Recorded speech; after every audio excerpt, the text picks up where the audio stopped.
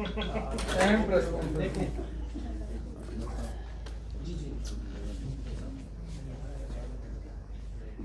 کریں جی.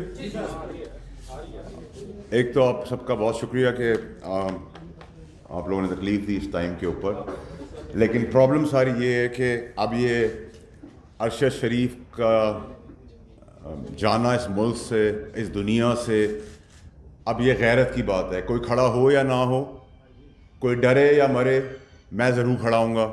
میرا وہ دوست بھی تھا، میرا میزبان بھی تھا، اور میرا بہت پیارا دوست تھا، اور اس کی جو شہادت ہوئی ہے وہ ایک ایکسیڈنٹ نہیں ہے. میں آپ کو آج ساری وہ تفصیلیں بتاؤں گا، اور آنے والے دنوں میں بھی بہت کچھ بتاتا رہوں گا، کیونکہ اب میں نہیں رکوں گا. اگر ارشد شریف کو گولی لگ سکتی ہے تو گولی پھر کسی کو بھی لگ سکتی ہے، آپ کو، مجھے بھی لگ سکتی ہے، لیکن موت کا تعین اللہ نے کیا ہوا ہے. نمبر ایک، ارشد شریف کا قتل ہوا ہے جس کی سازش پاکستان میں ہوئی ہے، نمبر ایک. نمبر دو یہ کہ ارشد شریف کا کوئی ایویڈنس، کوئی موبائل، کوئی لیپ ٹاپ نہیں ملے گا، شواہد مٹا دیے گئے.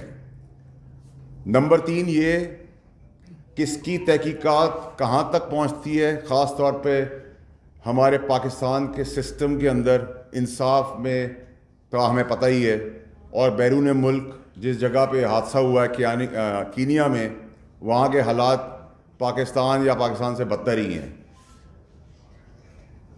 اس کے بعد کرکس کے اندر یہ کوئی گولی، 20 گولیاں چلیں اور 20 گولیوں میں ارشد شہید ہو گیا، ایسا بھی نہیں ہوا. ارشد شریف کو میرے حساب سے گاڑی کے اندر سے مارا گیا ہے یا بہت کلوز رینج سے مارا گیا ہے. ارشد شریف کو کوئی 8، 10، 20 گولیاں نہیں لگیں.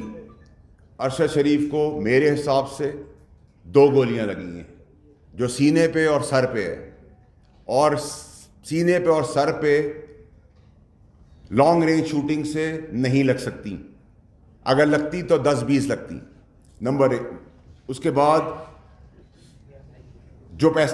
جو کہانی رسائی گئی، وہ کہانی یہ تھی کہ جی کڈنیپنگ ہوئی کہ ایک بچے کی، اور اس بچے کی اس گاڑی میں موجودگی اس کے ریلیٹڈ، اس گاڑی کو تعاقب کیا، اس کو روکا، اس پہ گولیاں چلی. تو اگر بچہ گاڑی میں موجود تھا تو کیا دنیا کی کوئی بدترین پولیس بھی کھلے عام گولیاں چلائیں گی؟ اگر اس گاڑی کے اندر کوئی موجود تھا بچہ، آپ ٹائر پہ گولیاں چلاتے، گاڑی پھر بھی نہیں رکتی تو آپ ڈرائیور کو گولی مارتے.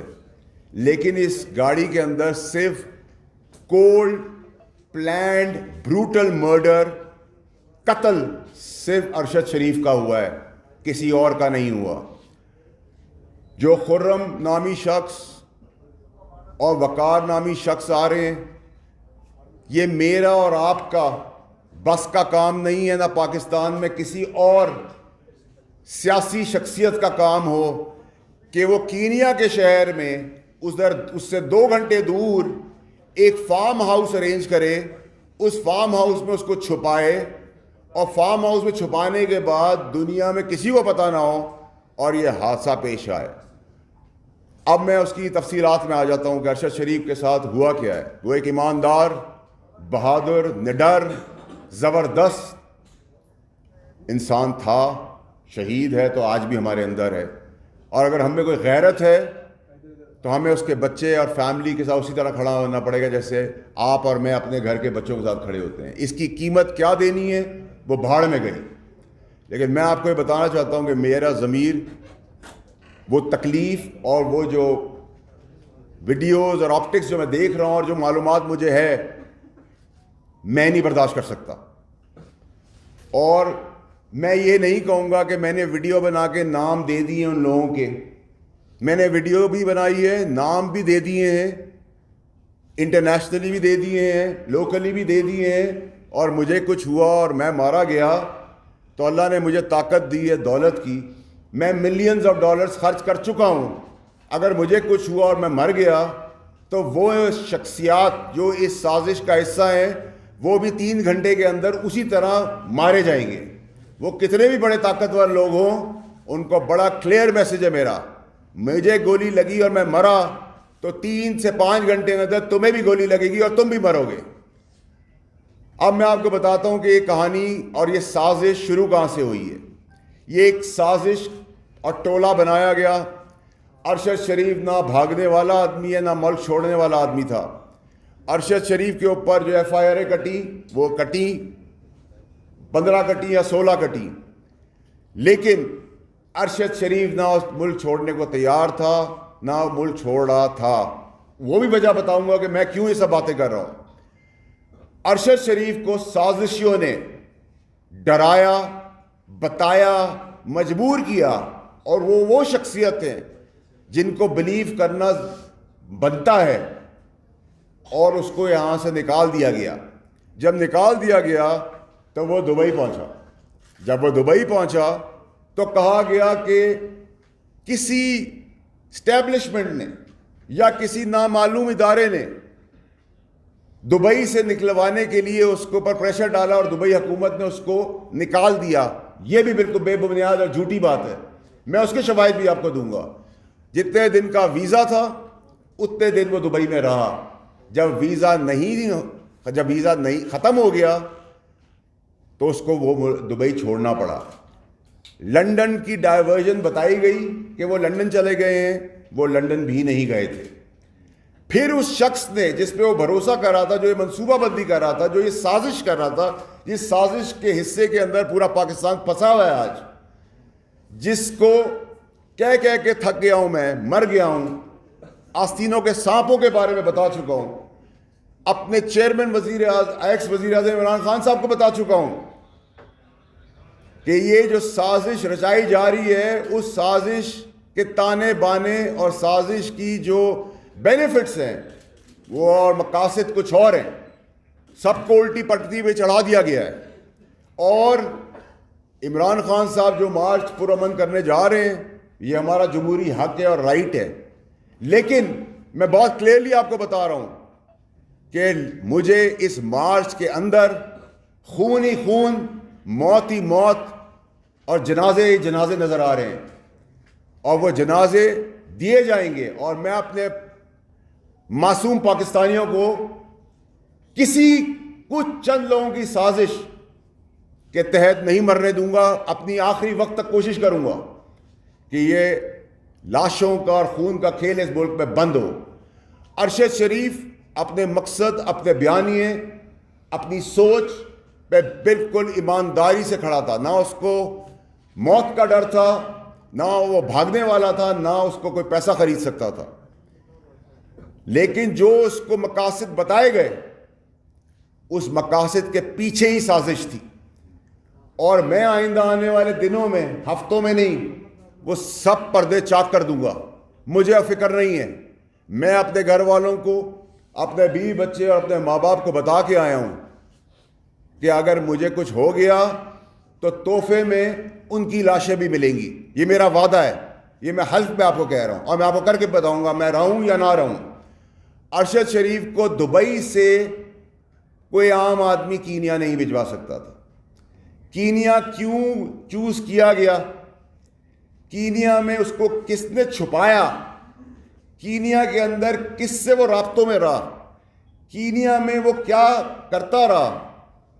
اس کے پس پردہ وہ منصوبہ بندی والے لوگ ہیں, وہ سازشی لوگ ہیں, وہ بے ایمان لوگ ہیں, وہ لوگ ہیں جو ملک کو توڑنا چاہتے ہیں, جو میری پارٹی کو نقصان دینا چاہتے ہیں, جو اس سیاست کو نقصان دینا چاہتے ہیں, اور اپنی خواہشات, اپنے انٹرسٹ کے لیے لوگوں کو مروانے پہ تلے ہوئے ہیں. یہ کولڈ بلڈڈ پلانڈ مرڈر ہے. اس کو کوئی یہ ڈرامے بازی کا نقشہ نہ دے کہ ایک جگہ پہ ہاتھ دیا اور پولیس نے وہ نہیں رکی تو گولیاں چل گئی. سب ڈرامہ ہے, سب جھوٹ ہے. میں آپ کو دعوے سے کہہ رہا ہوں کہ نہ کوئی موبائل فون ملے گا, نہ کوئی لیپ ٹاپ ملے گا, نہ کوئی شواہد ملے گے, نہ کوئی ثبوت ملیں گے, اور نہ ہی کوئی انصاف. اس ملک میں تو آپ انصاف کی بات کر ہی نہیں سکتے. اب آ جائیں آپ مارچ کے اوپر. مارچ کے اندر بھی لاشیں دی جائیں گی, خون دیا جائے گا, بے گناہ لوگوں کا, امپورٹنٹ لوگوں کا, کسی قسم کا بھی چیز. ابھی اسی وقت بہت کچھ ہو سکتا ہے, کیونکہ منصوبہ بندی کچھ اور ہے. اسٹیبلشمنٹ کو ارشد شریف کے کیس کے اندر ارشد شریف اسٹیبلشمنٹ سے رابطے میں تھا، ارشد شریف آنے کو تیار تھا، ارشد شریف کے اوپر کوئی ایسا ایشو نہیں تھا، لیکن جنہوں نے اس کو جس مقاصد اور جس سازش کے تحت اس کی اپنی سوچ کے اوپر اس کو برین واش کیا، وہ اپنے مقصد کو ایمانداری سے نبھا رہا تھا، اس کو جو صحیح لگ رہا تھا وہ کر رہا تھا، جو اس کو غلط لگ رہا تھا وہ اس کو بتا رہا تھا، لیکن پس منظر ایسا کچھ نہیں تھا۔ یہ ایسی بات ہے کہ اگر میرا چیئرمین مجھے کوئی بات بتا رہا ہے تو میں 99% اس پہ یقین کروں گا۔ تو ایسے ہی وہ لوگ تھے جو اس سازشی بیانیے کے ساتھ سازش کو اور ملک کو سازش کے اس کٹارے میں لے گئے جہاں ابھی ایک آدمی شہید ہوا ہے، ابھی اور بہت ساری لاشیں گرنی ہیں اور گریں گی، یہ میں آپ کو بھی کہہ رہا ہوں۔ اس کے علاوہ جو سب سے امپورٹنٹ چیز ہے، جو میں آپ کو کہہ رہا ہوں بار بار، کہ اس میں کسی اور کی شہادت نہیں ہوئی۔ جب اس کا استعمال ہو گیا، وہ پاکستان آنے کو تیار ہو گیا، تو خوف بیٹھا گیا، ڈر بٹھایا گیا کہ اس کو مروا دیتے ہیں تاکہ شواہد بھی مٹ جائیں گے اور ایک آگ بھی بھڑک اٹھے گی۔ لیکن انسان سوچتا کچھ اور ہے اور اللہ تعالیٰ کرتا کچھ اور ہے۔ آپ یہ سب باتیں اب یہ پوچھیں گے مجھ سے کہ یہ سب باتیں مجھے کیسے پتہ ہیں اور کیوں پتہ ہیں اور کہاں سے مجھے یہ باتیں آ رہی ہیں؟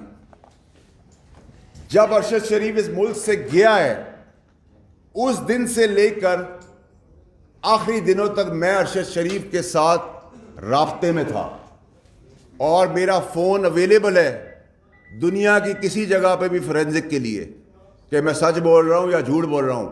ویسے تو بہت ساری جگہوں پہ بغیر چھان بین کے مجھے جھوٹا کہہ دیا جاتا ہے، بغیر چھان بین کے، اور یہی اس ملک کا المیہ ہے۔ اس کے علاوہ یہ صرف اور صرف ایک اور چیز تک نہیں ہے،